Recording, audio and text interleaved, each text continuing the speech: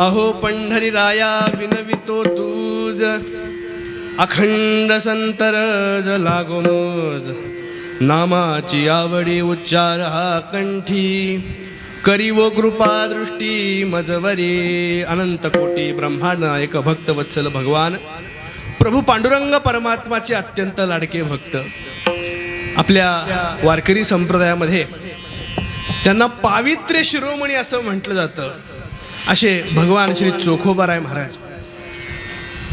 चोखोबारायांचा भगवंताकडे विनवणी करणारा, भगवंताची प्रार्थना करणारा, भगवंताकडे मागणी मागणारा सेवेसाठी घेतलेला अभंग आहे. विठ्ठल विठ्ठल विठ्ठल विठ्ठल विठ्ठल विठ्ठल.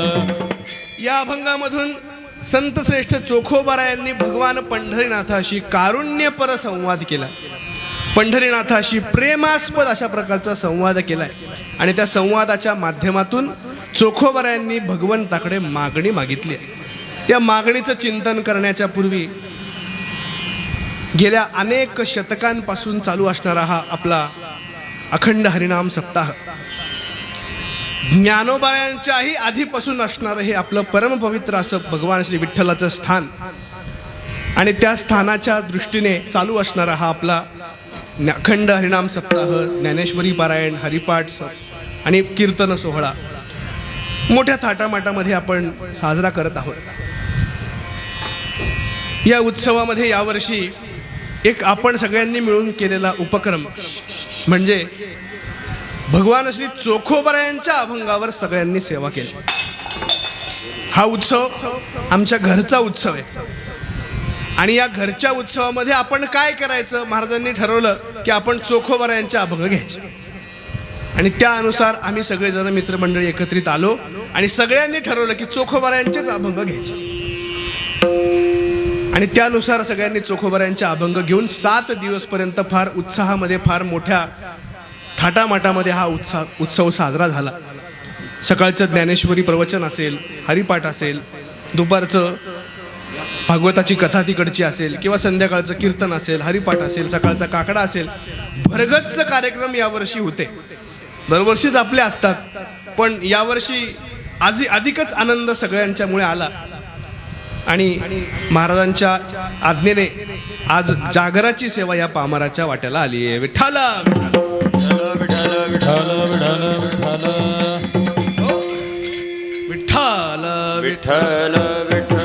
विठ्ठल विठ्ठल विठ्ठल विठ्ठल विठ्ठल कुंडली कवरधारी विठ्ठल श्री ज्ञानदेव तुकाराम. विठ्ठल विठ्ठल विठ्ठल विठ्ठल विठ्ठल विठ्ठल विठ्ठल.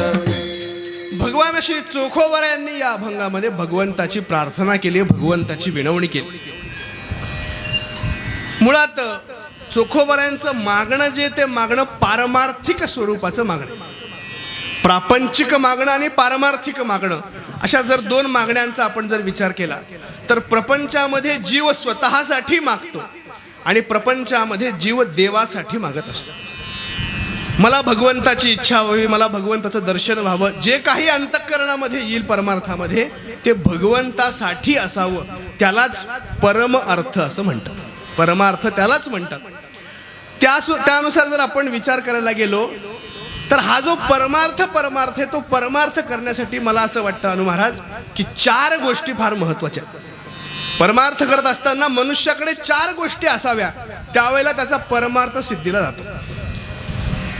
परमार्थ करत असताना मनुष्याकडे पहिली गोष्ट पाहिजे ती म्हणजे मनुष्याच्या अंतःकरणामध्ये इच्छा पाहिजे. काय पाहिजे? बोलत चला, काय पाहिजे? मनुष्याच्या अंतःकरणामध्ये इच्छा पाहिजे. अंतःकरणामध्ये जर इच्छाच नसेल तर परमार्थ घडूच शकत नाही. परमार्थाचं सोडा, संसार करायला सुद्धा इच्छाच लागते. एखाद्याच्या जर मनातच नसेल लग्न करावं तर लग्न होऊ शकतं का? होऊ शकत नाही. इच्छा जर मनामध्ये असेल तर कोणतंही कार्य इच्छेशिवाय अपूर्णच आहे. त्याला परमार्थ सुद्धा आपण मागे सांगू शकत नाही. परमार्थाला सुद्धा इच्छाच पाहिजे. पण ती इच्छा करत असताना मनुष्याच्या अंतःकरणामध्ये सदिच्छा असावी. मग ती इच्छा कुठली आहे? तुकोबारांनी एका अभंगामध्ये फार सुंदर सांगितलंय. कायमी उद्धार पावेन, कायमी उद्धार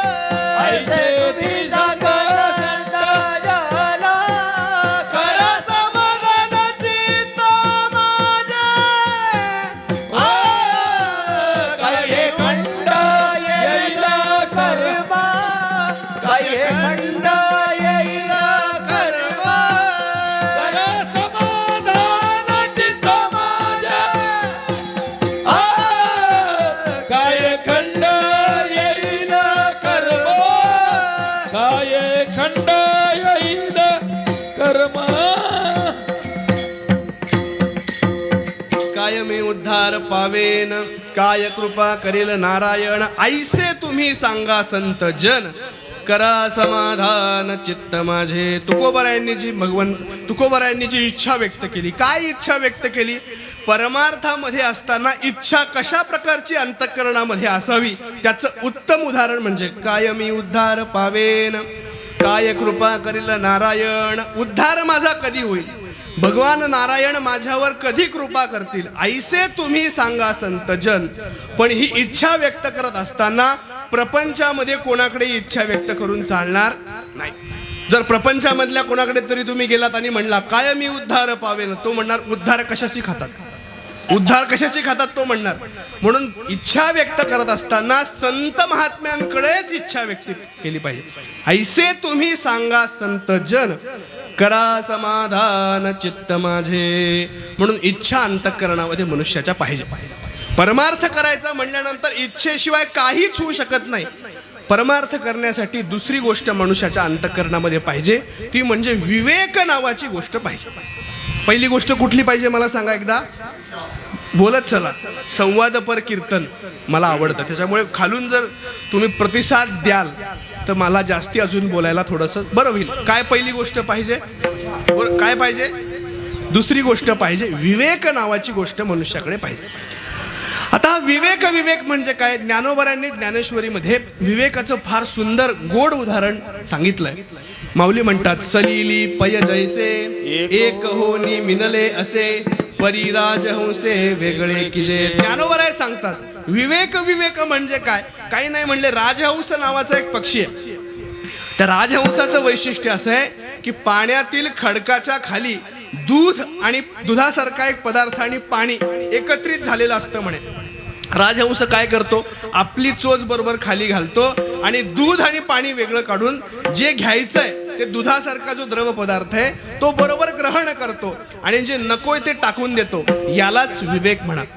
अनेक गोष्टी आहेत, सुख आहे, दुःख आहे, परमार्थ आहे, प्रपंच आहे. या दोन्हीच्या मधून खऱ्या खोट्यामधून खरं तेवढं निवडणं आणि खोट्याचा त्याग करणं याला म्हणा विवेक. विठ्ठल विठ्ठल विठ्ठल विठ्ठल विठ्ठल. कारण काय महाराज, या जगामध्ये विवेकाने साधन निवडणं फार गरजेचं आहे. आपण सगळेजण टीव्ही पाहणारी लोक, आपण जर टीव्ही पाहिला तर रोज टीव्हीवर एक नवीन प्रकरण आहे. ऐसे कैसे झाले भोंदू, ऐसे कैसे झाले भोंदू, ऐसे कैसे झाले भोंदू, कैसे झाले भोंदू, कर्म करोनी म्हणती साधू, कर्म करोनी म्हणती साधू, कर्म करोनी म्हणती साधू, कर्म करोनी म्हणती साधू. ऐसे कैसे झाले बोलू, कर्म करोनी म्हणती साधू, कर्म करोनी म्हणती साधू. ऐसे कैसे झाले भोंदू, ऐसे कैसे झाले भोंदू, कर्म करोनी म्हणती साधू, कर्म करोनी म्हणती साधू. ऐसे कैसे झाले बोंधू, कर्म करोनी म्हणती साधू. तुकोबरांनी सांगितलं त्याप्रमाणे कलियुगामध्ये महाराज प्रत्येक गल्लीमध्ये एक नवीन बाबा आहे. प्रत्येक गल्लीमध्ये एक नवीन कोणीतरी अधिष्ठित असणारा, स्वतःचं अधिष्ठान स्वतःच निर्माण केलेला, वेदाच्या विरुद्ध, वेदांताच्या विरुद्ध, उपनिषदाच्या विरुद्ध, शास्त्राच्या विरुद्ध काम करणारे अनेक लोक झाले.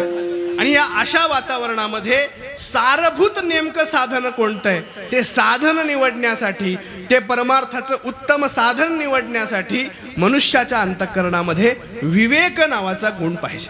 नेमकं साधन कोणतं निवडायचं? पहिली गोष्ट पाहिजे मनुष्याच्या अंतःकरणामध्ये इच्छा पाहिजे. दुसरी गोष्ट विवेक नावाचा गुण मनुष्याच्या अंतःकरणामध्ये पाहिजे. पुढे चला, तिसरी अजून मनुष्याकडे असणारी गोष्ट म्हणजे परमार्थ करत असताना मनुष्याच्या अंतःकरणामध्ये निश्चय असणं आवश्यक आहे. विठ्ठल विठ्ठल विठ्ठल विठ्ठल विठ्ठल विठ्ठल विठ्ठल. आमची इच्छा झाली परमार्थ करायची अंतःकरणामध्ये इच्छा झाली, आम्ही परमार्थाला लागलो. एक परमार्थाला लागल्यानंतर आम्ही विवेकपूर्ण पद्धतीने आम्ही साधन निवडलं, बरोबर झालं. पण साधन निवडल्यानंतर सुद्धा साधनावर आम्ही स्थिर झालो, पण स्थिर झाल्यानंतर सुद्धा अंतःकरणामध्ये निश्चय पाहिजे. आज एकादशी आहे महाराज, अनु महाराज, आणि एखाद्याने ठरवलं की मी एकादशी करणार, 12 वाजेपर्यंत एकादशी केली आणि 12 वाजता द्वादशी केली, जमेल का?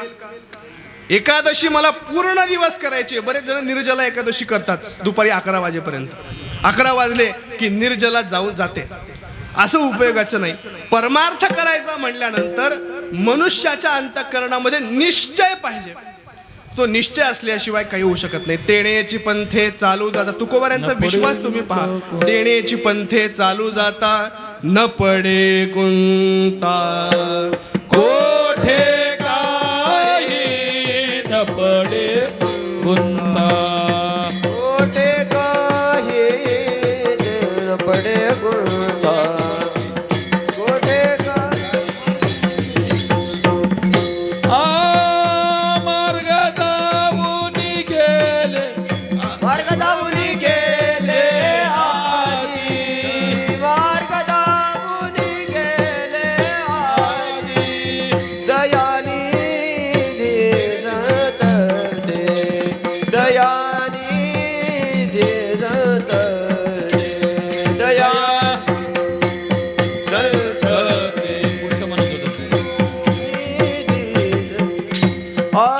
तेण्याची पंथे चालो जाता. तेण्याची पंथे चालो जाता.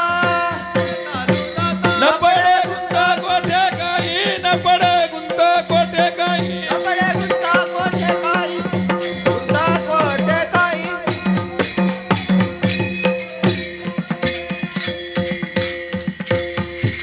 तुकोबाराय म्हणतात तेणेची पंथे चालू जाता, न पडे गुंता कोठे काही. साधनामध्ये आम्ही आलो, परमार्थामध्ये आम्ही आलो की मनुष्याच्या अंतःकरणामध्ये निश्चय असणं अत्यंत आवश्यक आहे. निश्चयाच्या शिवाय परमार्थामध्ये महाराज प्रवृत्तीच होऊ शकत नाही. कारण परमार्थ करत असताना अभ्यास अत्यंत महत्त्वाचा.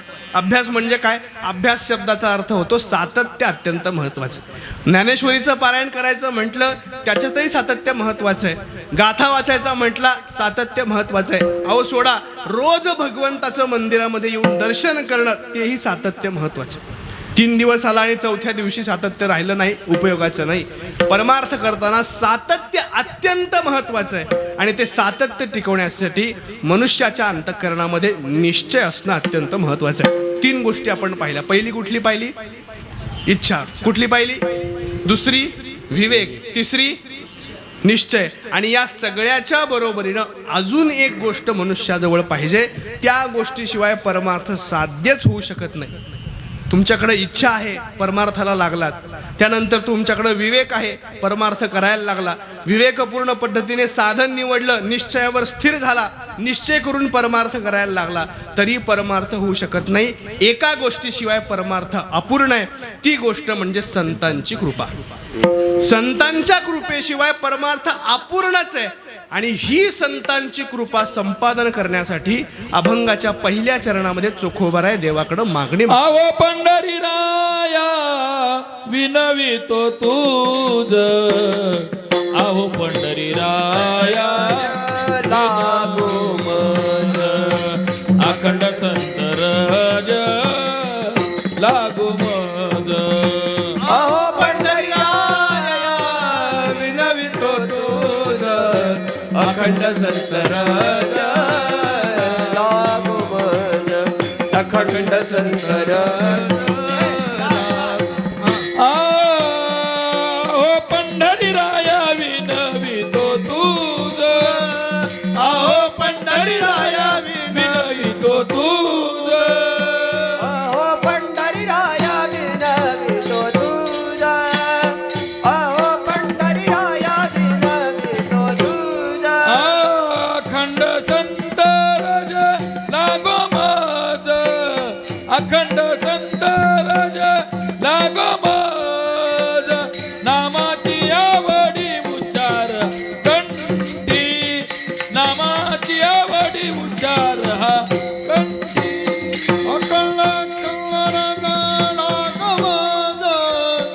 अखंड संतान नागमाद नामाची आवडी उच्चारावे कंठे नामाची आवडी उच्चारा कंठे चोखोबऱ्यांनी देवाकडे मागणी केली संतांची कृपा संपादन व्हावी. या तीन गोष्टी चोखोबऱ्यांकडे अगोदरच आहे. संतांची कृपा सुद्धा आहे, पण ती संतांची कृपेशिवाय परमार्थ साध्य नाही हे तुम्हाला आम्हाला कळण्यासाठी म्हणून चोखोबराय म्हणाले, अहो पंढरीराया विनवितो तूज अखंड संतरज लागो मज. देवा मला काय मागणी पाहिजे, मी तुझ्याकडे आलोय इथे, पण आल्यानंतर मला एक मागणी एक विनवणी माझी आहे. काय विनवणी आहे? अखंड संतरज लागो मज. देवा मला संतरज अखंड लागो. मला या अखंड आणि संतरज या दोन पदांबद्दल बोलायचंय. विठ्ठल विठ्ठल विठ्ठल संतरजाची मागणी चोखोबऱ्यांनी या अभंगामध्ये केली. संत रजच का, हा जर पहिला प्रश्न आपण जर विचारला तर संतांच्या रजाचं महात्म्य नेमकं काय आहे, की का संत रजाची मागणी चोखोबऱ्यांनी केली याचा विचार आपण जर केला तर दोन तीन कारणांनी दोन तीन पद्धतीने याचं चिंतन आपल्याला करता येऊ शकतं. का संतरज पाहिजे? कारण त्या संतरजाची इच्छा देव सुद्धा करतो. विठ्ठल विठ्ठल विठ्ठल विठ्ठल विठ्ठल विठ्ठल देव येथे रजा चरणी. पुढे घ्यायचं अजून चिंतन. भागवताचा आपण जर विचार करायला गेलो तर भागवतामध्ये एक फार सुंदर श्लोक आला. निरपेक्षम मुनिम शांतम निर्वैरम समदर्शिनम अनुव्रजाम्यहम नित्यम पूयेत्यंघ्रि रेणुभिः. भागवतकार आम्हाला सांगू लागले. भागवतकार म्हणतात की नेमके संत कोण आहेत? 5 लक्षणं संतांचे भागवताचार्यांनी सांगितले. निरपेक्ष, मुनी, शांतम, निर्वैरम, समदर्शिनम. भागवताचार्यांनी आपल्याला संतांची 5 लक्षणं सांगितली आणि 5 लक्षणांनी युक्त असणारे जे संत आहेत, जे महात्मे आहेत, त्यांच्या मागे अनुव्रजाम्यहम, मी त्यांच्या मागे मागे धावत चालते. मागे मागे धावत चालते. मागे मागे धावत तळाते मागे मागे धावत तळाते. देव इच्छिराज चरणीची माती. देव इच्छिराज चरणीची माती. देव इतराज करणेच माते देव इतराज करणेच माते. धावत चालती मागे मागे धावत चालती मागे मागे देव इच्छिराज चरणीची माती. देव इच्छिराज चरणीची माती. धावत चालत मागे मागे धावत चालत मागे मागे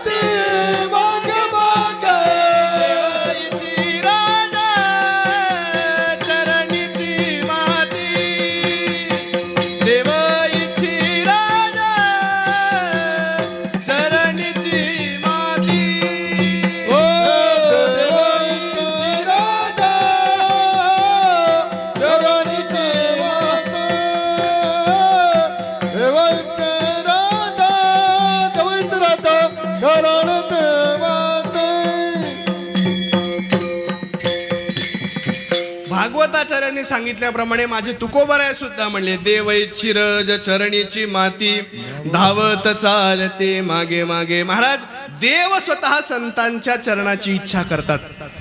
शांती ब्रह्मश्री एकनाथ महाराजांनी भागवतामध्ये याच्या संदर्भात सुंदर वर्णन केलंय. भागवतामध्ये भागवताचार्य शांती ब्रह्मश्री एकनाथ महाराज म्हणाले, हे पंचलक्षण आलिया हाता मज होनी आली अधिक पवित्रता जोडली माझ्या निज भक्ता मिही वंदी माथा चरण रेणू. शांती ब्रह्मनाथ बाबा म्हणतात, हे पंचलक्षण आलिया हाता, हे 5 लक्षणं ज्याच्याकडे येतात काय होतं, हे पंचलक्षण आलिया हाता मजोहोनी आली अधिक पवित्रता. नाथबाबांनी सांगितलं की देव म्हणतात की माझ्यापेक्षा जास्त अधिक पवित्रता संतांना येते. जोडली माझ्या निज भक्ता मिही वंदी माथा चरण रेणू. पवित्रता माझ्या भक्तांच्या ठिकाणी आल्यामुळं मी स्वतः त्या भक्तांच्या चरणाच्या रजाची इच्छा करतो. नाथबाबांनी या संदर्भामध्ये दृष्टांत देताना फार सुंदर दिला बरं का. नाथबाबा म्हणतात, समुद्रोदक मेघी चढे त्यासी मधुरता अधिक वाढे जगनेववे वाडे कोडे फेडी साकडे दुकाळाचे. आपण जर विचार करायला गेलो महाराज, समुद्राचं पाणी फार गोड असतं. बरोबर ना? जागे ना तुम्ही? हो, कसं असतंय? खारट. समुद्राचं पाणी गोड नाही. समुद्राचा पाण्याचा आपण जर विचार करायला गेलो तर अत्यंत खारट आहे. समुद्राचं पाणी प्यायला गोड आहे. कसं आहे? प्यायला अत्यंत खारट आहे. समुद्राच्या पाण्याचा विचार करायला गेलं महाराज, समुद्राचं पाणी प्यायचं योग्य नाहीये, समुद्राचं पाणी खायचं योग्य नाहीये, समुद्राचं पाणी आंघोळ करायचं सुद्धा योग्य नाही. कोणी जर समुद्राचं स्नान केलं, समुद्राच्या बाहेर जर तुम्ही पाहिलं तर वेगवेगळे बाथरूम्स असतात. 10 रुपये दिले की चांगल्या गोड पाण्याने स्नान करण्यासाठी म्हणून वेगवेगळ्या समुद्र तटावर व्यवस्था असते. का असते? कारण समुद्राचं पाणी निरुपयोगी आहे. शांती ब्रह्मश्री नाथबाबांनी सांगितलं, समुद्रोदक मेघी चढे, पण तेच समुद्र उदक, तेच समुद्रामधलं पाणी बाष्पीभवनाच्या माध्यमातून आकाशामध्ये गेलं. काय झालं? समुद्रोदक मेघी चढे आकाशामध्ये गेलं, त्याची मधुरता अधिक वाढे. नाथबाबा म्हणतात, त्याच्यामधली मधुरता अधिक वाढली. कशी वाढली?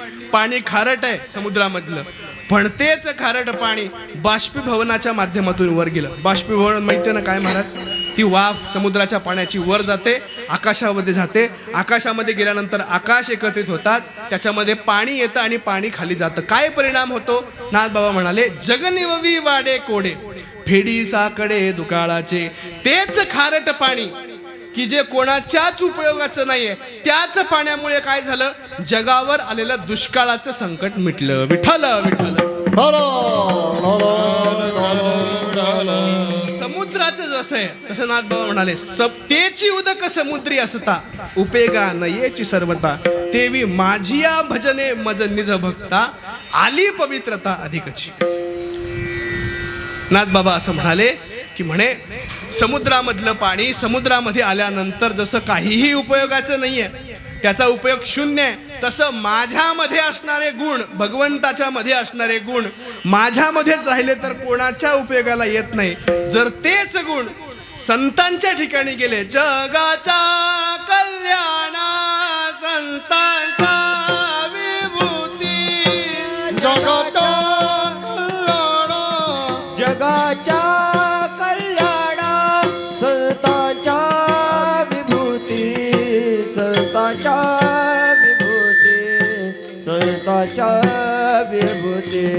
जगाच्या कल्याणा, जगाच्या कल्याणा संतांच्या कल्याणा संतांच्या विभूती, संतांच्या विभूती, संतांच्या विभूती. जगाच्या कल्याणा, जगाच्या कल्याणा, जगाच्या कल्याणा संतांच्या विभूती, संतांच्या विभूती, संतांच्या विभूती. जगाच्या कल्याणा, कल्याणा संतांच्या विभूती, संतांच्या विभूती, संतांच्या विभूती, संतांच्या विभूती. जगाच्या कल्याणा, देह कष्ट विधी परोपकारे, देह कष्ट विधी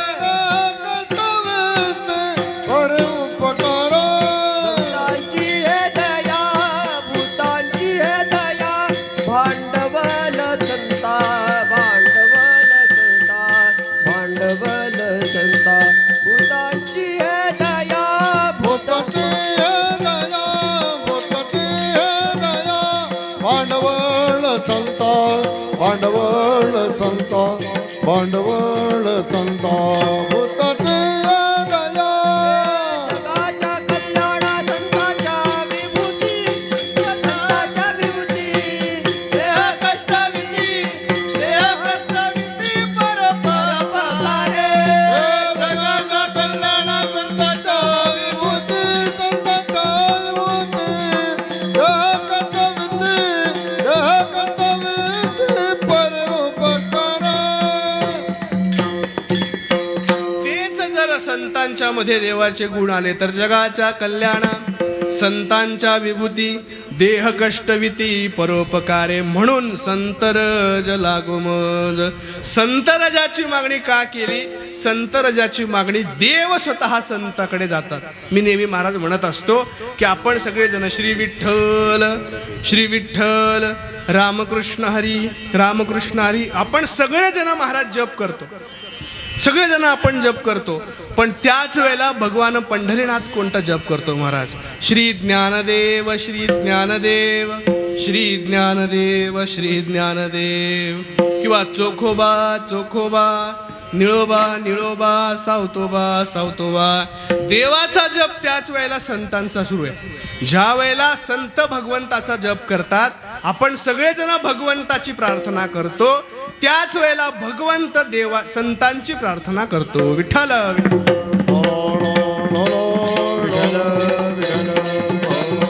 म्हणून संतरज लागो. आता संतरज लागो म्हणजे काय आता आपल्याला कळालं, पण मग संतरज लागो म्हणत असताना वाच्यार्थाने संतरज घ्यायचं की लक्षार्थाने संतरज घ्यायचं? सरळ सरळ बोल. संतरज म्हणजे काय? संतांच्या पायाची धूळ. वाच्यार्थाने पण घेतलं तरी मनुष्याचं कल्याण आहे. अहो महाराज, ज्ञानोबाराय जर समोरून चाललेले असले आणि ज्ञानोबारायांची जर पायाची धूळ आपल्यावर उडाली असेल तर किती आपलं पुण्य आहे महाराज. मी नेहमी म्हणत असतो की पंढरीला गेल्यानंतर, आळंदीला गेल्यानंतर तिथल्या भूमीमध्ये दंडवत घालावं. का दंडवत घालावं? कारण ज्ञानोबाराय तिथून गेलेत म्हणून आपण दंडवत घालावं. पंढरपूरला गेल्यानंतर चोखोबारायांच्या समाधीला नतमस्तक व्हावं. का नतमस्तक व्हावं? कारण चोखोबाराय संपूर्ण जीवनभर तिथं बसून भजन करत होते म्हणून त्या स्थानाला महत्त्व आहे. संतांचा रज आपण जर वाच्यार्थाने घ्यायचं म्हटलं तरी चालेल, पण लक्षार्थाने जर आपण विचार केला, संतरज या शब्दाचा अर्थ असा होतो संतांच्या मागे जाणं.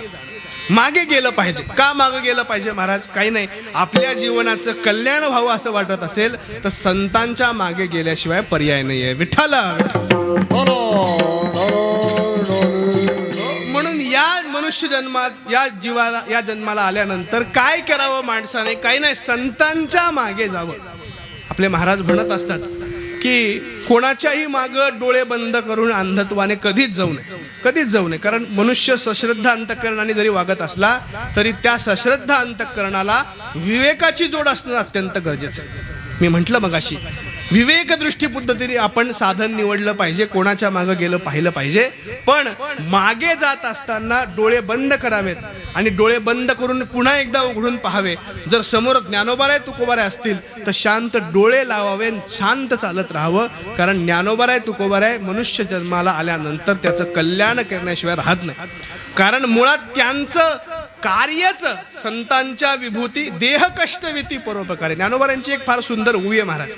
काय गरज आहे ज्ञानोबारायांना आपलं कल्याण करण्याची? माऊलींनी सांगितलं, जे खा प्राप्तार्था जाहले, जे निष्कामता पावले, तयाही कर्तव्य असे उरले लोका लागे. काय म्हणले माऊली? जे का प्राप्तार्था जाहले, सगळं संपलंय आमचं. वस्तुतः आम्ही जे प्राप्त करायचं होतं ते प्राप्त केलंय, पण ते प्राप्त केल्यानंतर सुद्धा आम्ही जगामध्ये वर्ततोय. जगामध्ये आमचं भेटणं सुरू आहे लोकांना. का सुरू आहे?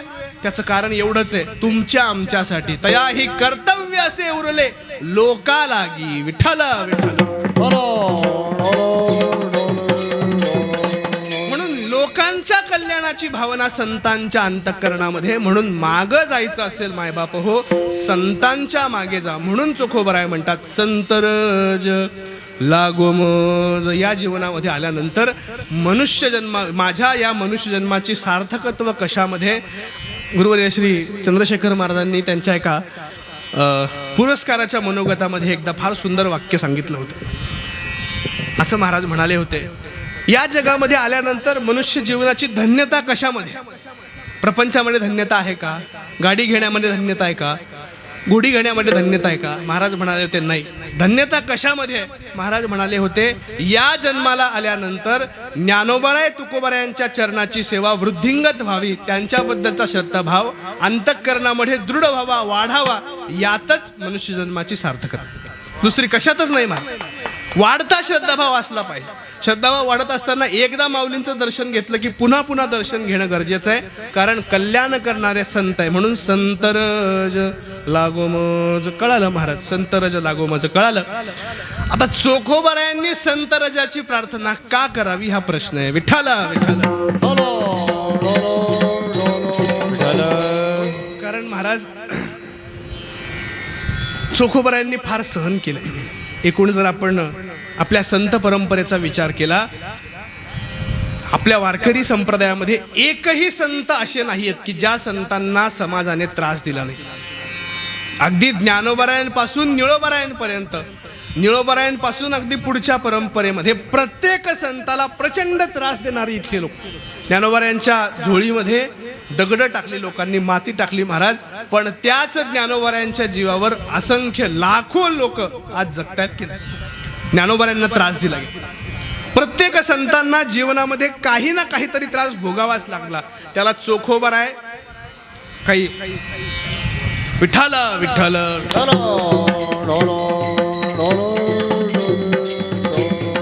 हो, चोखोबारायांना तर परिसीमा आहे महाराज. त्या काळामध्ये आपण जर पंढरपुराचा विचार केला, काल आपण थोडंसं चिंतन पाहिलं, चोखोबारायांना मंदिरामध्ये कधीच प्रवेश मिळाला नाही, अगदी कधीच नाही. म्हणजे संपूर्ण जीवन माझ्या चोखोबारायांनी भगवंताच्या मंदिराच्या बाहेर उपासना करत करत केलंय महाराज.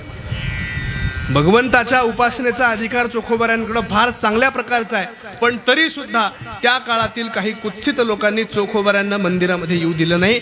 मंदिरामध्ये जरी येऊ दिलं नसलं तरी चोखोबारायांनी भगवंताची भक्ती सोडली नाही. चोखोबारायांनी कधीही बंडखोरी केली नाही महाराज. मला मंदिरामध्ये का जाऊ शकत नाही, कधीच बंडखोरी केली नाही. चोखोबाराय शांत पद्धतीने भगवंताची उपासना करत राहिले.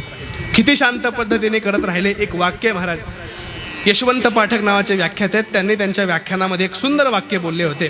ते म्हणाले होते, ज्ञानोबाराय, नामदेवराय, सावतोबा महाराज जर भगवंताच्या मंदिरामधील दिवे असतील, भगवंताच्या मंदिरामधील पणत्या असतील, तर माझे चोखोबाराय अत्यंत वारं असताना सुद्धा भगवंताच्या मंदिराबाहेर शांततेवत राहणारी पणती म्हणजे माझे चोखोबाराय. शांततेवत राहणारी. चोखोबारायांनी कधीच बंडखोरी केली नाही. जे काही प्राप्त झालंय, कृष्णनिंदा घडली होती म्हणून या महार जन्म प्राप्त. जे काही घडलं असेल ते प्रारब्धाने माझ्या घडलंय. माझ्या प्रारब्ध बलवत्तर असल्यामुळे मला ही अवस्था प्राप्त झाली आहे. कधीच वेदाला, कधीच सनातन धर्माला दोष माझ्या चोखोबारायांनी दिला नाही. चोखोबारायांचं जर संपूर्ण अभंग गाथा आपण पाहिली तर चोखोबाराय शांत पद्धतीने भगवंताची उपासना करत राहिले. आणि शेवटी अंततोगत्वा चोखोबारायांनी जरी उपासना केली, जरी चोखोबारायांचा अधिकार उत्तम असला तरी सुद्धा ज्या लोकांनी चोखोबारायांना त्रास दिला, या सगळ्या लोकांच्या बरोबरीनं महाराष्ट्रामध्ये ज्ञानोबाराय आणि नामदेवरायांचा अवतार झाला. आणि तो अवतार झाल्यानंतर महाराष्ट्रामध्ये क्रांती झाली. क्रांती. काय क्रांती झाली विचार करा महाराज.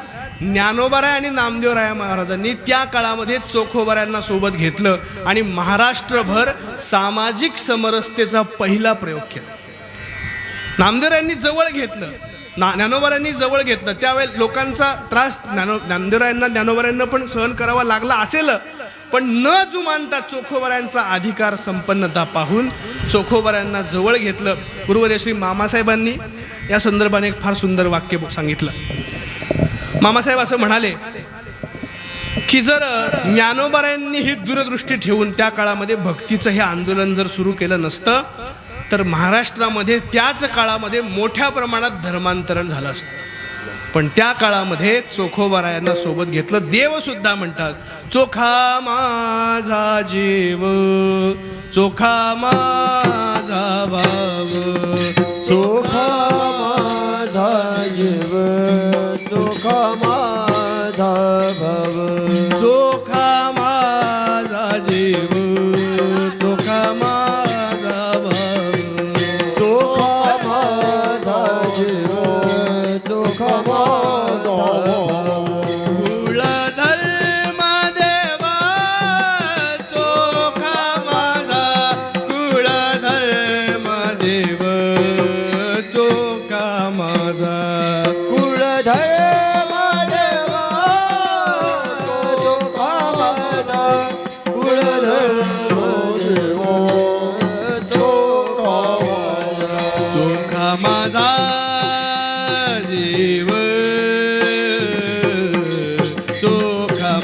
माझा भाव चोखा माझा जीव चोखा माझा भाव चोखा माझा जीव चोखा माझा भाव चोखा माझा जीव चोखा माझा भाव कुळधर्मदेव चोखा माझा कुळधर्मदेव चोखा माझा चोखा माझा कुलधर्मदेव चोखा माझा कुळधर्मदेव चोखा माझा कुळधर्मदेव चोखा माझा कुलधर्मदेव चोखा माझा कुलधर्मदेव चोखा माझा चोखा माझा जीव चोखा माझा भाव चोखा माझा जीव चोखा माझा भाव मध्यम चोखा माझा जीव चोखा माझा भाव चोखा माझा जीव चोखा माझा भाव भगवान पंढरीनाथ सुद्धा म्हणतात चोखा माझा जीव चोखा माझा भाव कुळधर्म देव चोखा. एकीकडे लोक म्हणतात की त्रास दिला पण एकीकडे ज्ञानोबराय नामदेवरायांनी भगवान पंढरीनाथांनी चोखोबरायांना गळ्याशी मिठी मारली महाराज. भगवान म्हणतात नामदेवरायांना चोखा माझा जीव चोखा माझा देव. इथून पुढं म्हणतात कुळधर्म देव चोखा माझा. चोखोबरायांना कुळधर्म भगवंतांनी मांडला. चोखोबरायांची समाधी ज्या वेळेला भगवान नामदेवरायांनी पंढरपुरामध्ये केली त्यावेळेला भगवंतांनी नामदेवरायांशी केलेला हा संवाद आहे. कुळधर्म देव चोखा माझा कुळधर्म आहे चोखा माझा. मला सांगायचं काय होतं की इतकी वादळं बाहेर असताना सुद्धा नामदेवराय आणि ज्ञानोबरायांनी चोखोबरायांना जे सोबत घेतलं स्वानुभव आहे. अखंड संतरज लागो मज संतरज का लागो. अनेक वादळं जगामध्ये असतील पण माझे ज्ञानोबराय कल्याण केल्याशिवाय राहणार. ज्ञानोबरायांच्या संदर्भामध्ये चोखोबरायांनी एक अभंग फार सुंदर सांगितलाय. तो हा महाराज ज्ञानेश्वर मावली जेणे निगमवल्ली प्रकट केली. शेवटचं चरण त्याच्यामध्ये खूप सुंदर आहे. चोखा म्हणे गणंथ श्रेष्ठ ज्ञानदेवी वाचिता सनाथ जीव होतो. चोखोबराय असं म्हणतात की ज्ञानेश्वरीचा आपण विचार जर करायला गेलं तर चोखोबराय म्हणाले आमच्यासारखे अनाथ जीव सनाथ होती. विठ्ठल विठ्ठल सनाथ होती म्हणून संतरज लागो मज कळालं महाराज. संतरज का लागू आम्हाला कळालं पण संतरज अखंड लागू असं चोखोबराय म्हणतात. आता हे अखंड पद या ठिकाणी का आलं याचा आपण जर विचार करायला गेलो चोखोबरायांनी अखंड पद इथे या ठिकाणी लावलं. त्याचं कारण असं आहे की चोखोबरायांना जन्मोजन्मी हे संतरज लागू अशा प्रकारची इच्छा. एका जन्मापुरतं चोखोबरायांना ज्ञानोबरायांना भेटायचं नाही लक्षात घ्या. एका जन्मापुरतं नामदेवरायांना भेटायचं नाही लक्षात घ्या. पुन्हा पुन्हा जन्म घेऊन भगवंताची उपासना ज्ञानोबरायांच्या संगतीमध्ये करायची म्हणून अखंड अखंड महाराज. आणि दुसरं कारण म्हणजे असं जगामध्ये अनेक साधन आहेत. ते रहुगणाच्या आणि जडभरताच्या संवादामध्ये एक फार सुंदर श्लोक आहे महाराज. काय झालं रहुगणाने ज्या वेळेला प्रश्न विचारला जडभरत राजाला तर ती कथा सगळ्यांना माहीत असल्यामुळे त्याचा विस्तार करत नाही. आपल्याकडे वेळ पण भरपूर राहिला आहे वेळ भरपूर आहे त्याच्यामुळे कथेचा विस्तार फार करत नाही. आपल्याला बरंच पुढं जायचं आहे. तर रहुगण राजाने ज्या वेळेला प्रश्न सुरू केले उद्धारासाठी म्हणून माझा उद्धार कशामुळे होईल नेमकं मी साधन कोणतं स्वीकारू कोणत्या साधनाने माझा उद्धार होईल असे प्रश्न ज्या वेळेला विचारले या प्रश्नांच्या उत्तरामध्ये रहुगण राजाला जडभरताने एक उत्तर दिले ते फार सुंदर आहे. रहुगण राजा असं म्हणतो रहुगणैस तपसा न याती न चेज्जया निर्वपणात गृहाद्वा. रहुगण तुला जर उद्धार तुझा करून घ्यायचा असेल, न चेज्जया निर्वपणात गृहात वा, तुला जर उपासना करायची असेल, उद्धार करून घ्यायचा असेल, तपाने तुझा उद्धार होणार नाही. तुझा उद्धार वेगवेगळ्या प्रकारच्या विद्यांनी होणार नाही. जर तुला असं वाटत असेल की अमक्या अमके घोकल्याने तुझा उद्धार होईल, जपानी होणार नाही, तपानी होणार नाही, अनुष्ठानाने होणार नाही, कशानेच होणार नाही तुझा उद्धार. मग कशाने होईल? हे सगळं जप तप साधनं तुझ्याकडे आहेत, पण एक गोष्ट जर तुझ्याकडे नसेल तर तुझा उद्धार होणार नाही. कोणती ती गोष्ट आहे? विना महत्पादरजोभिषेकम. रहुगणाला सांगत असताना भरत राजा म्हणाला, देवा रहुगणा, तुझा उद्धार भगवन संतांच्या चरणरजाच्या शिवाय होणार नाही. सगळं आहे तुझ्याकडे, संपूर्ण प्रकारची संपत्ती आहे, पण महत्पाद रजोभिषेकम, महात्म्यांच्या पायाचा अभिषेक केलेली धूळ जर तुझ्या अंगावर तू उडवून घेतली नाहीस तर तुझा उद्धार होऊ शकत नाही. म्हणून अखंड अनेक साधन आहेत, पण या अनेक साधनांच्या पैकी संतांचं शरणरज हे जे साधन आहे ते सगळ्यात उत्तम साधन असल्यामुळे चोखोबराय म्हणतात, अखंड संतरज लागो मज विठ्ठल विठ्ठल. अखंड संतरज लागो मज महाराज. आता कळालं मला भगवंताकडे जे चोखोबरायांनी मागणी केली ती मागणी कळाली. महाराज आम्हाला चोखोबराय भगवंताला म्हणतात की संतरज मला लागो, हे सगळं कळालं महाराज. पण हे सगळं करत असताना चोखोबरायांकडे नेमकं काय, कोणत्या अधिकारावर चोखोबराय बोलले? कारण कसं आहे महाराज, देसी तेव्हा गेसी ऐसा असंशी उदाहर. देवाचा स्वभाव असा आहे की काहीतरी घेतल्याशिवाय तो देतो का कधी? अशा प्रकारचं ब्रीद असणारा तो भगवान परमात्मा आहे. काहीतरी जवळ असावं लागतं आणि ते असणारं भगवंताच्या चरणी समर्पित करावं लागतं. त्यावेळेला भगवान काहीतरी देतो. मग चोखोबरायांच्या जवळ काय आहे? अभंगाचं दुसरं चरण. नामाचे आवडे उत्तरावा नमकार आडावाचे आवडे उच्चार हा कंठी नामाची आवडे.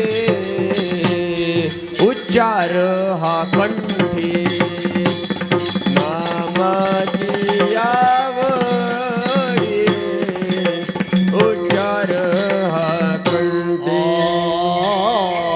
आडावाचे आवडे उत्तर हा कंटे आवाचे आवडे उत्तर हा कंटे. नामाची आवडी उच्चार आकंठ. नामाची आवडी उच्चार आकंठ.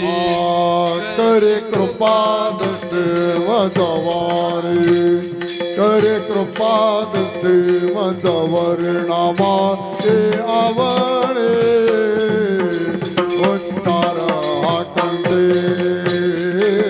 नामाचे आवडे उत्तर हा कंटे.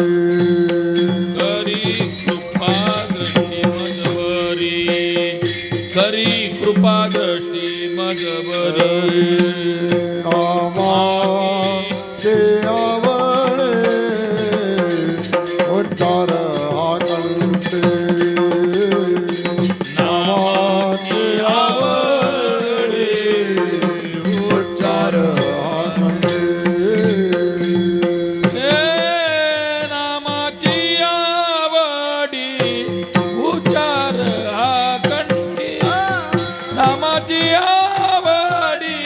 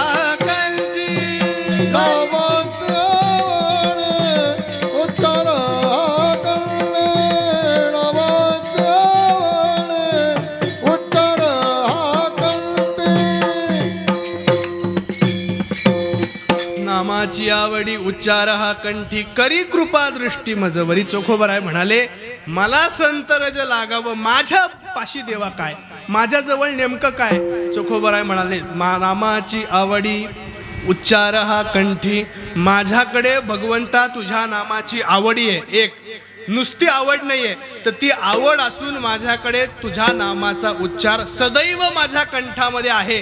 कधीही असं झालं नाही की तुझ्या नामाचा मला विसर पडला. सदैव चोखोबऱ्यांचा आपण जर विचार केला, महाराज फार गोड चिंतन आहे.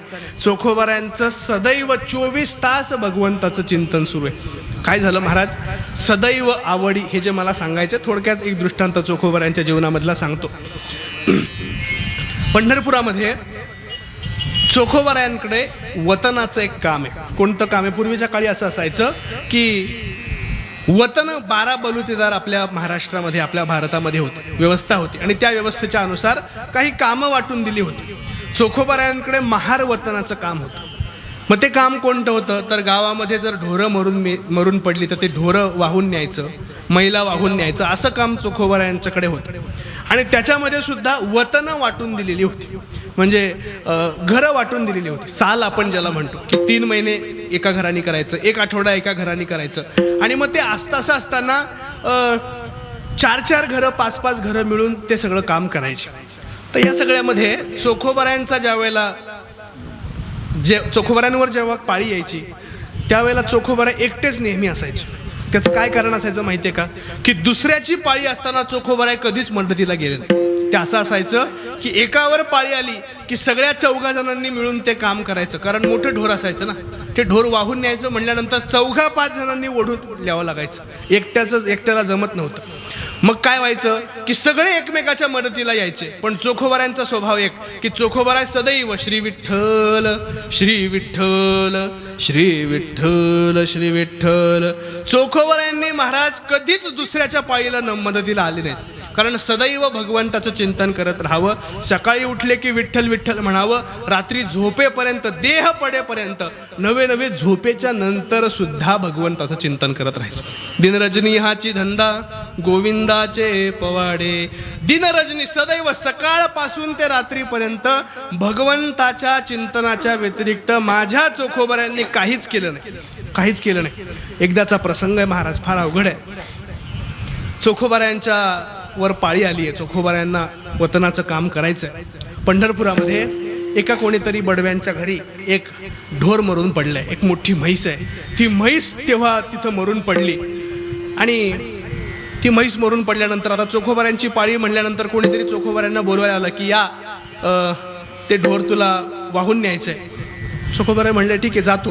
म्हणून चोखोबराय आपल्या घरातून निघाले आणि तिथं पाहिलं तर मोठीची मोठी म्हैस आहे. म्हैस काही लहान नाही, मोठीच्या मोठी म्हैस आहे.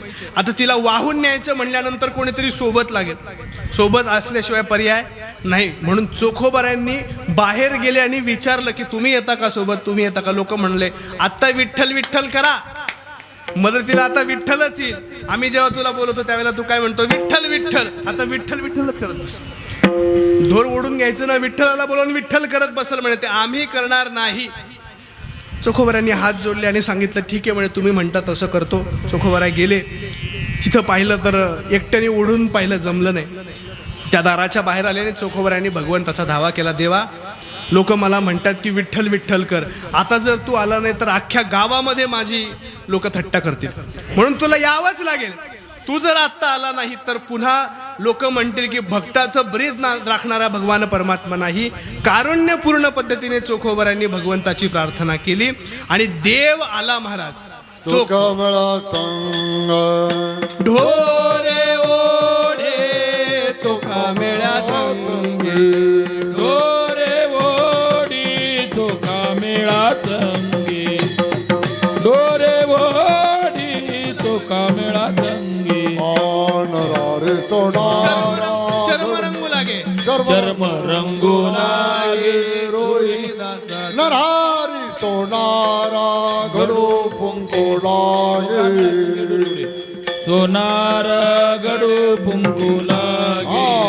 नरारी तोडारा घडो फुंको लागे. नरहरी सोनारा गडू पुंकू लागे. चोख चोखा कमळा संग ढोरे ओळे तो कामिळा संगी ढोरे ओढी तुका मेळा संगी ढोरे ओढी तुका मेळा संगी चोखा मेळ्या संगे ढोरे ओरी महाराज भगवंताला प्रार्थना केली चोखोबरायांनी आणि त्याच क्षणी भगवान प्रगट झाले आणि भगवंतानी आणि चोखोबरायांनी मिळून ढोर ओढलं महाराज. भगवान आले आणि भगवंतानी सांगितलं म्हणे मला तुझ्या भावकीतल्या लोकांनी पाठवलंय. त्या लोकांचं असं म्हणणं आहे की चोखोबऱ्याला मदत पाहिजे म्हणून मी इथं आलो. म्हणले चल आपण ढोर बघू. देवानी साक्षात चोखोबऱ्यांच्या सोबत राहून ढोर ओढण्याचं काम केलं महाराज. एवढा देवाचा भक्तावर अधिकार आहे आणि भक्ताचा देवावर अधिकार आहे. हे का झालं? नामाची आवडी उच्चार हा कंठी सतत सदैव चोखोबऱ्यांच्या अंतःकरणामध्ये नामाचा उच्चार.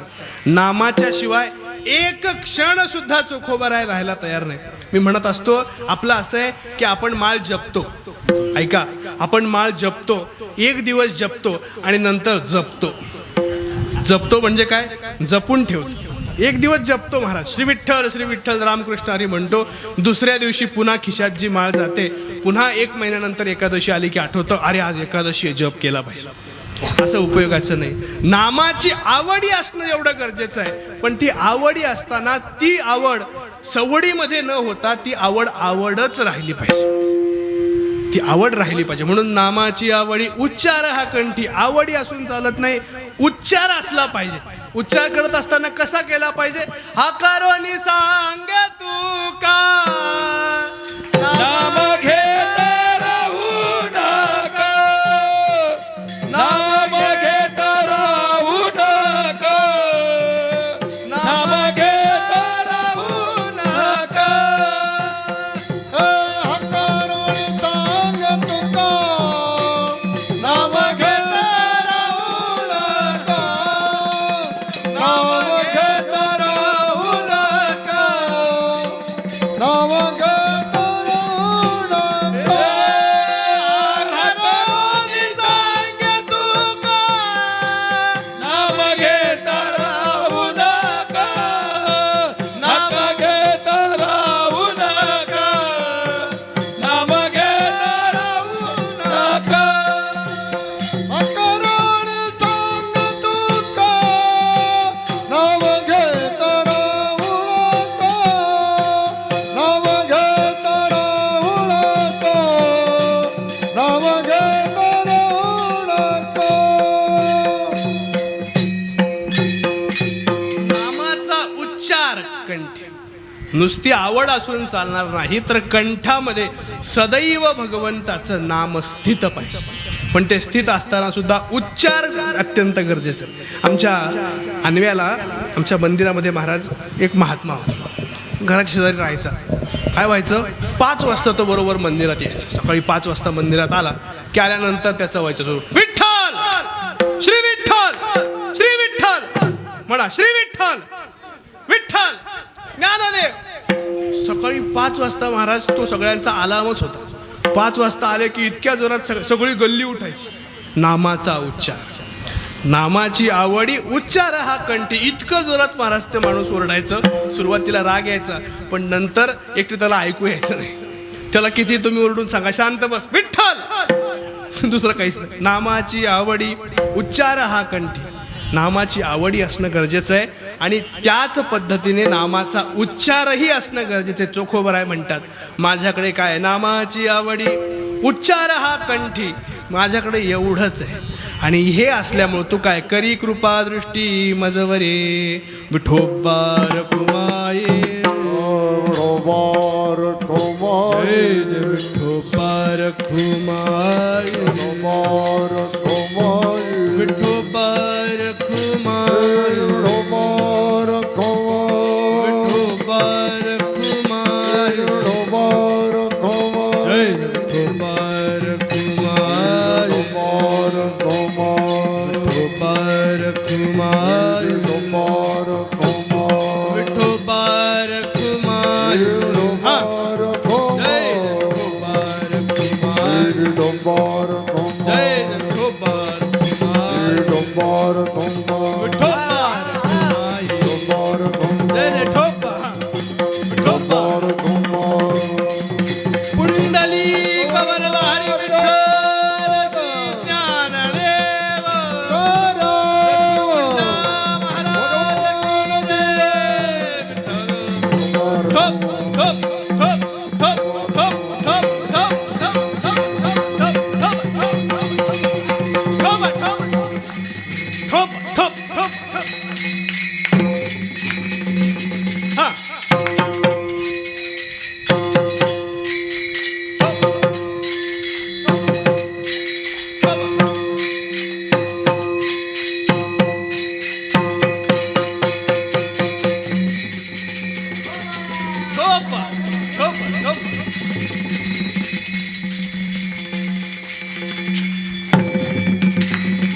हा.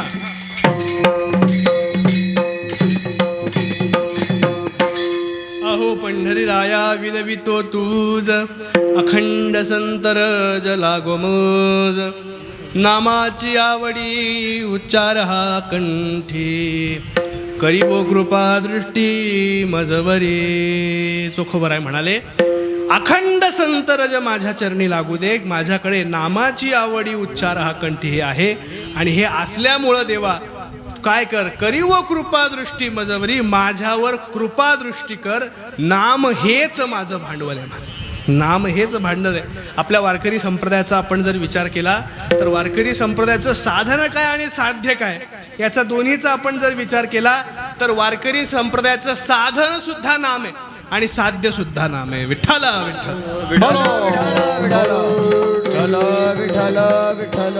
साधन आपलं नाम आहे. साधन म्हणजे आपलं नाम काय. आपण काय योगयाग तप करायची आपला निषेध नाही कशाला, पण आपलं प्रधानत्वाने साधन जर पाहिलं सर्व साधनाचे सार भवसिंधू तरी पार कायनो हे केले एका चिंतिता विठ्ठले. एक भगवंताचं नाम आपलं साधन आहे. त्या साधनाच्या व्यतिरिक्त इतर साधनं गौण साधनं असतील पण रामकृष्ण हरीचा उच्चार भगवंताच्या नामाचा उच्चार सगळ्यांचा या भगवंताच्या नामाच्या उच्चाराच्या शिवाय वारकरी संप्रदाय अपूर्ण आहे.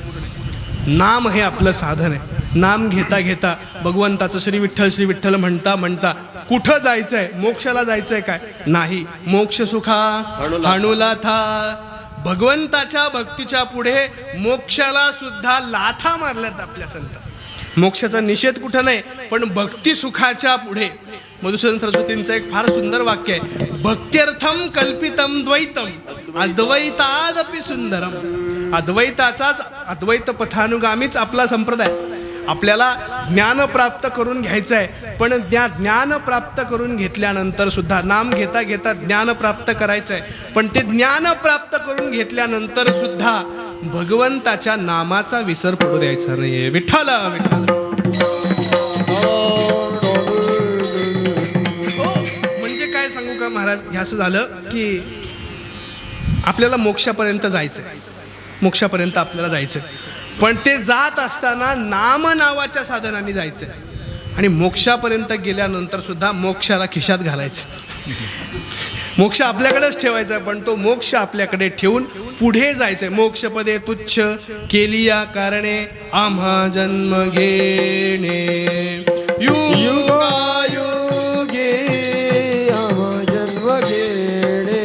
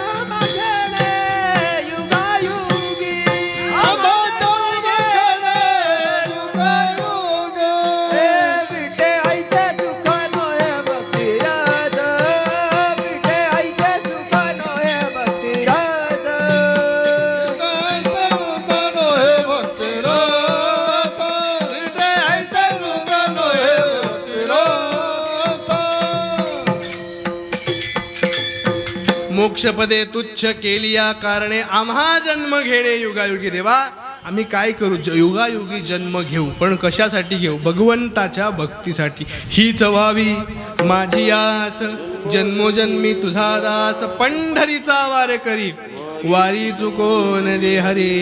1 वर्ष वारीला जाऊन चालणार नाही, अनेक जन्म वारीला जावं लागेल तेव्हा कल्याण.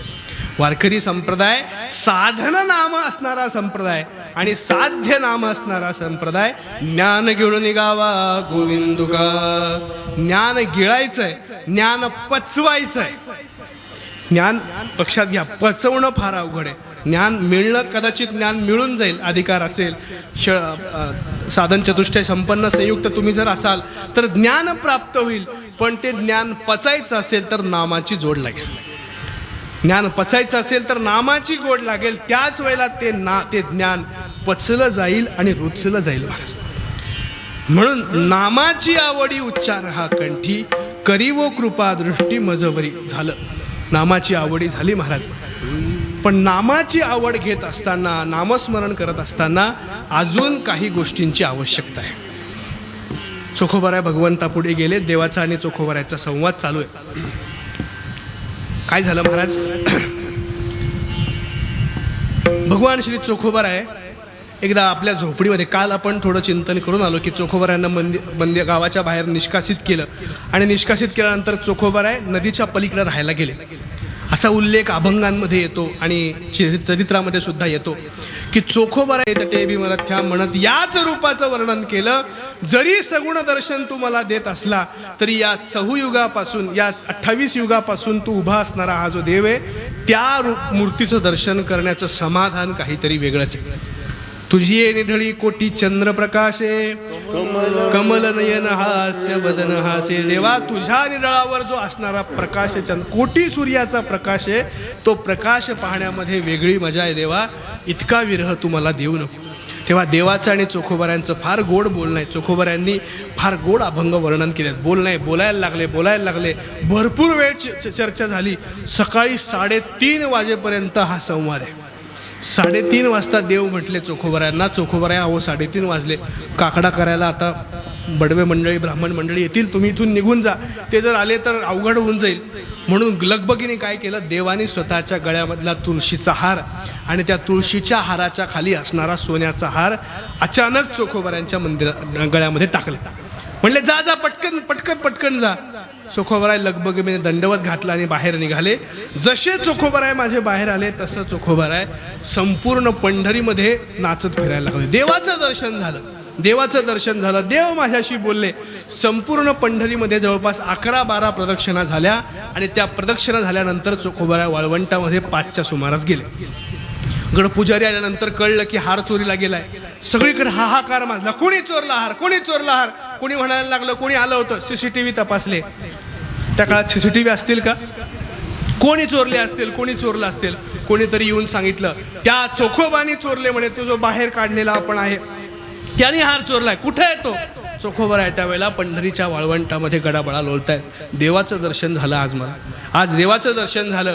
गडाबळा लोळायला लागले. अर्धा तास झाला, 1 तास झाला. सगळी मंडळी चोखोबारायला शोधत आली. ए चोखोबा काय करतोयस म्हणले. पाहिलं तर चकाकणारा हार चोखोबारायांच्या गळ्यामध्ये. देवाचा हार चोरलास, देवाचा अपराध केलास. फार त्यावेळेला चोखोबारायांना मारलं. इतकं मारलं महाराज की चोखोबारायांच्या पाठीवरचं साल सोललं गेलं. सगळी साल निघाली. चोखोबारायांना दोघांनी पायाला धरलं, दोघांनी हाताला धरलं. पंचमंडळींकडे चोखोबारायांना घेऊन गेले. याने देवाच्या गळ्यातला हार चोरलाय, हा चोर आहे, हा मदमस्त आहे, याला शिक्षा झाली पाहिजे. पंचमंडळींनी शिक्षा दिली. याला बैलाच्या पायाखाली घाला. चोखोबारायांना बैलाच्या पायाखाली घाला. पंढरपूरच्या महाद्वारामध्ये बैल आणा. मोठा सांडच्या सांड बैल आला आणि त्या बैलाच्या पायाखाली या चोखोबारायांना घाल आदेश दिला गेला.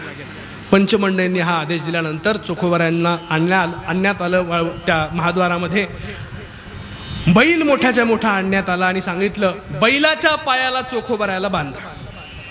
मोठीच्या मोठी दोरी घेतली आणि मागच्या पायाला चोखोबारायांना बांधलं.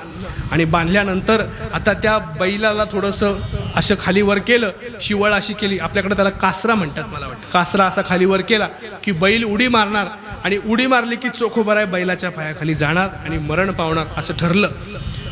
चोखोबरायला मंदिर बैलाच्या पायाला बांधत असताना चोखोबऱ्यांनी धावा केलाय. धाव घाली विठू आता चालू नको मंद. धाव घाली विठू आता चालू नको मंद. धाव घाली विठू आता चालू नको मंद. धाव घाली विठू आता चालू नको मंद. धाव घाली विठू आता चालू नको मंद. धाव घाली विठू आता चालू नको मंद. धाव घाली विठू आता चालू नको मंद. धाव घाली विठू आता चालू नको मंद. बडवे मज मारिती काही अपराध. बडवे मज मारिती काही अपराध. धाव घाली विठू आता चालू नको मंद. धाव घाली विठू आता चालू नको मंद. बडवे मज मारतात काय अपराध. बडवे मज मारतात काय अपराध. धाव घाल विठू आता चालू नको मंद. धाव घाल विठू आता चालू नको मंद. चोखोबराय म्हणायला लागले, धाव घाली विठू आता चालू नको मंद. बडवे मज मारिती बडवे मज मारिती काही अपराध. चोखोबऱ्यांनी धावा केला, देवा धाव घाली विठू आता. या ठिकाणी बडवे मला मारायला लागले. भगवंताचा धावा चोखोबऱ्यांनी केला. द्रौपदीसाठी आलेला भगवान परमात्मा, गजेंद्रासाठी आलेला भगवान परमात्मा चोखोबऱ्यासाठी येणार नाही का हो? त्याच वेळेला भगवंतानी 4 शिवळ म्हणजे 4 कासरे निर्माण केले देवाचे बैलाचे, आणि बैलाला धरलं. भगवंताने धरलेला बैल उधळू शकेल का महाराज? बैल एकदम शांत झाला. किती शांत झाला की बैल उधळलं काय, बैल हालायला सुद्धा तयार नाही. काय झालं काय झालं, सगळे लोक विचार करायला लागले, एकमेकाकडे पाहायला आले. महाराज त्याच वेळेला आवाज आला, एक आवाज आला, चोखा मेळा संत बोला. चोखा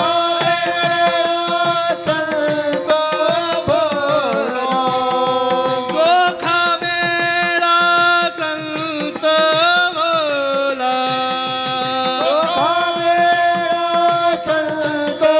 बोला. तेणे देव भुलविला. तेणे देव भुलविला. जेड देव बोलविला. जेड देव बोलविला. चोखा मेळा संत भला. संत भला. चोखा मेळा संत भला. संत भला. तेणे देव भुलविला. तेणे देव भुलविला.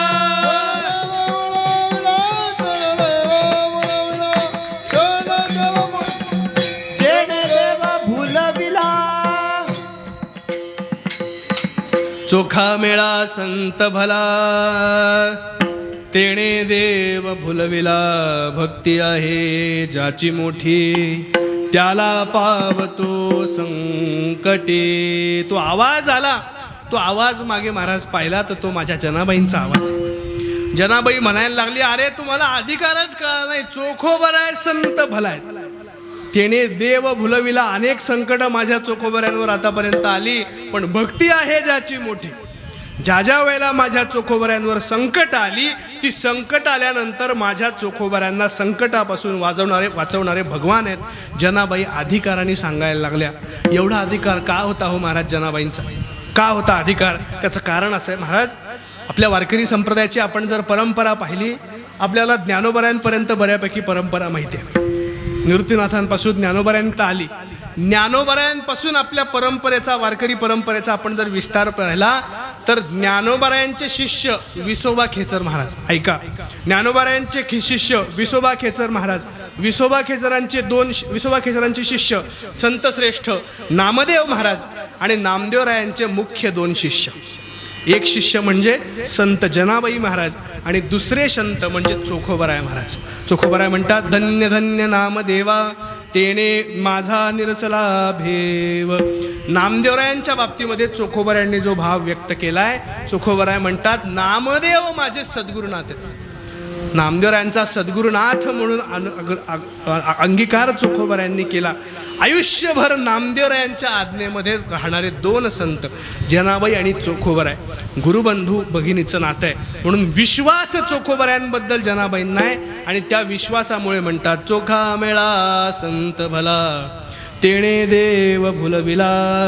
भक्ती आहे ज्याची मोठी त्याला पावतो संकटी. हा जो अधिकार चोखोबऱ्यांना प्राप्त झाला की भगवंतावर अधिराज्य प्राप्त करायचा अधिकार प्राप्त झाला, तो अधिकार कशामुळे प्राप्त झाला? अभंगाचं 3रं चरण.